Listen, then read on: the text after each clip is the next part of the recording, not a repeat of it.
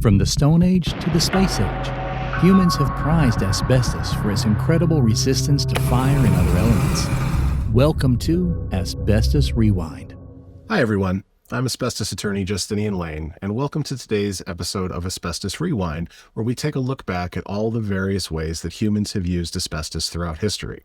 This one is called Diamond Jubilee because it's a look back in and of itself.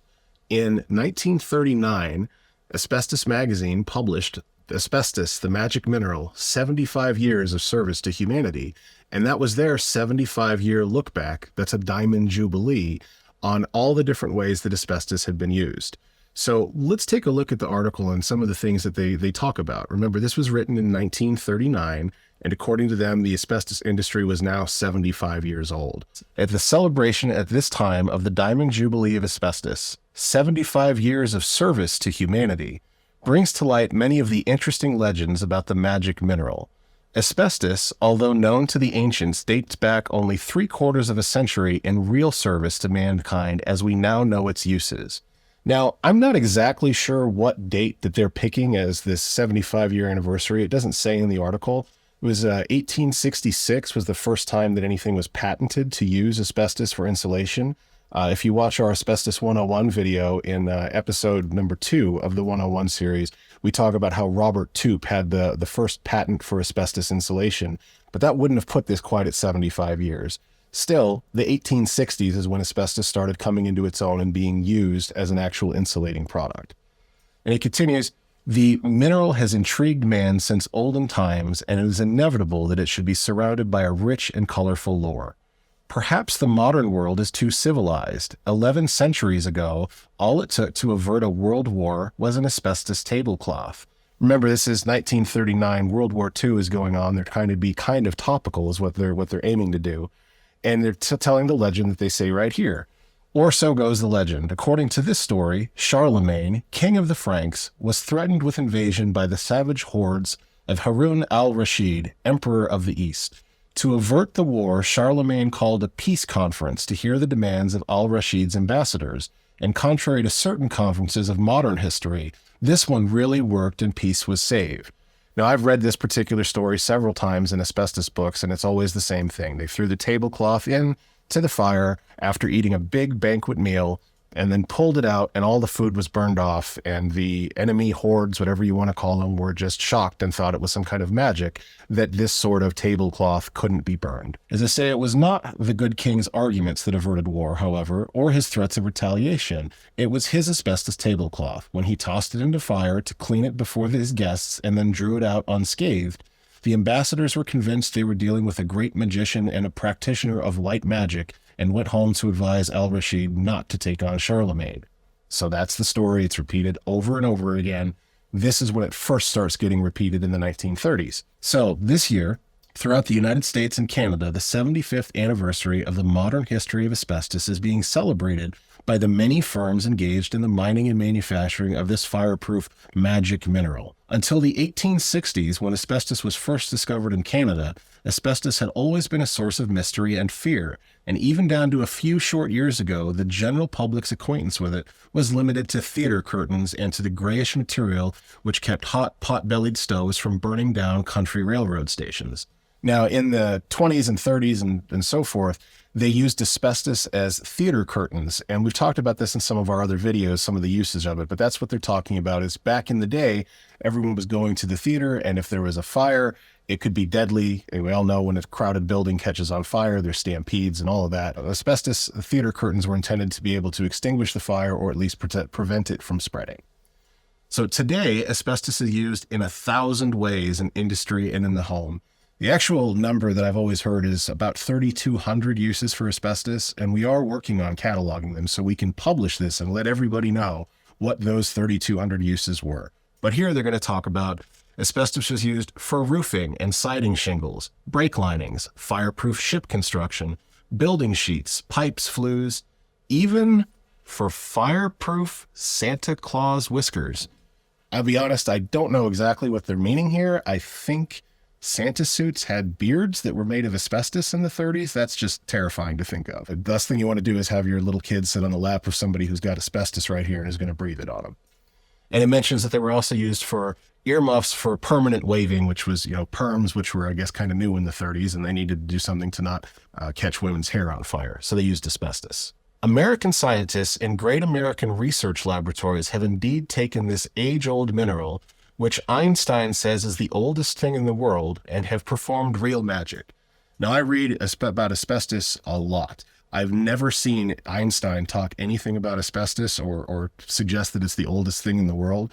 I know asbestos is 400 and something million years old, but if Einstein had anything to say about it, and you guys out there know what this is referring to, please contact us, because I'd love to read whatever Einstein had to say about it. So continuing on, no average person today, as a result of their efforts, can live a single day without coming in contact with asbestos materials or materials made with the help of asbestos. And this is what has surprised so many of my clients over the years, is they never understood how prevalent asbestos was in their daily lives.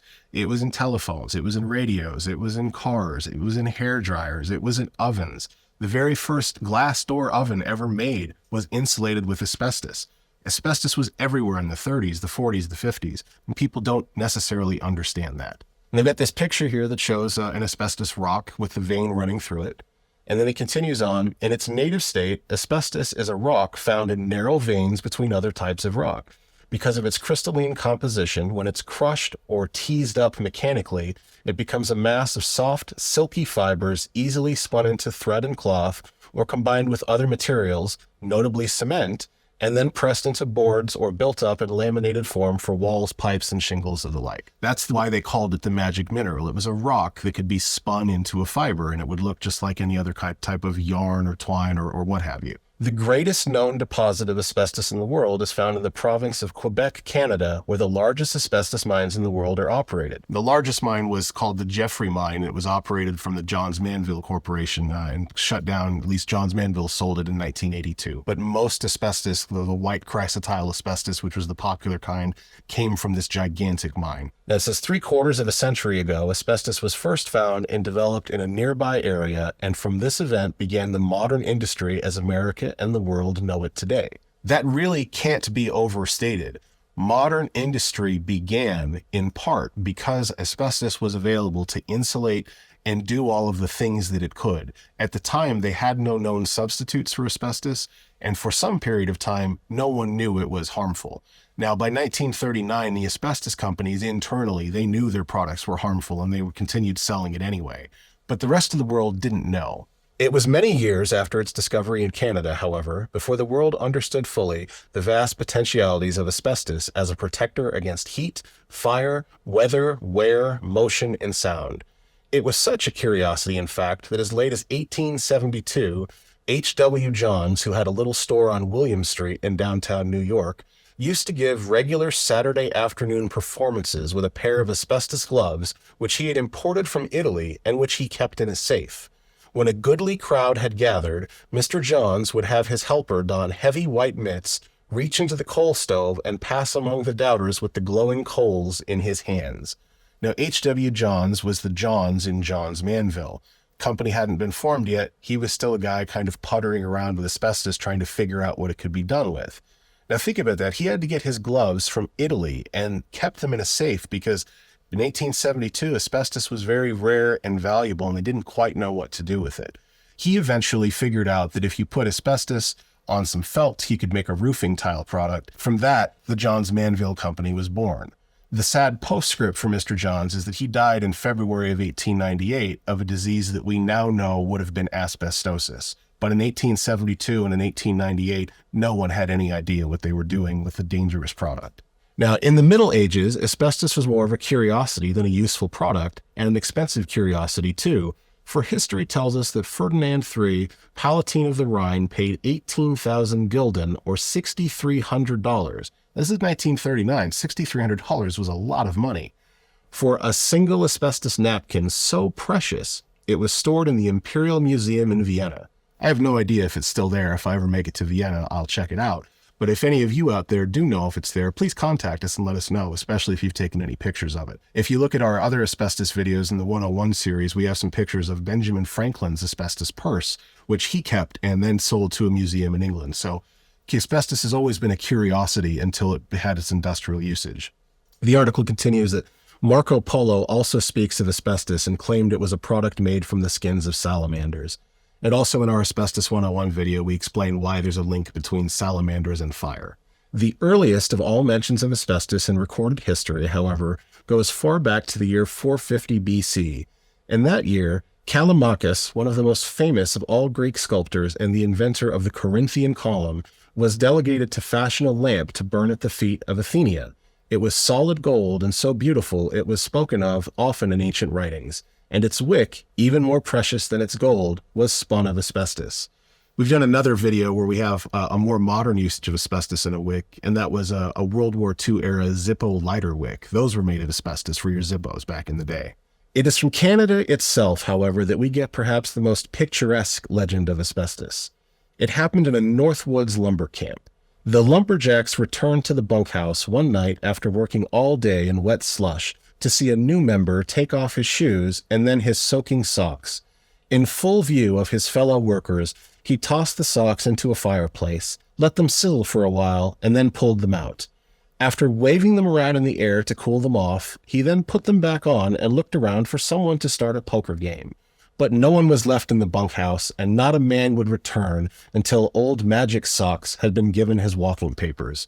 Don't you just love that? Old Magic Socks? I'm picturing 1800s, a guy out in the lumberjack in Canada trying to get his poker game going, throws his socks into the fire, and no one has any idea what's going on. Ironically, they did do the right thing by running out because he was putting asbestos all into the air with those socks, because if you manipulated, they absolutely would have been going everywhere. So finally it says, perhaps Old Magic Socks, Charlemagne, Marco Polo, and even old Callimachus himself are looking down on today's asbestos industry with wonder. Wonder that industry has accomplished so much with their magic mineral, but with sadness that the world is too modern these days to settle disputes with an asbestos tablecloth thrown into the fire. The excitement for the industry, if you read any of these issues of Asbestos magazine, they think they have the most wonderful product ever, and most of these folks sadly had no idea how dangerous that it was. So thank you for tuning in today for Asbestos Rewind, and if you take a look at our YouTube channel, you'll see we put videos like this out regularly. I hope you'll subscribe. I hope to see you there, and thanks for tuning in.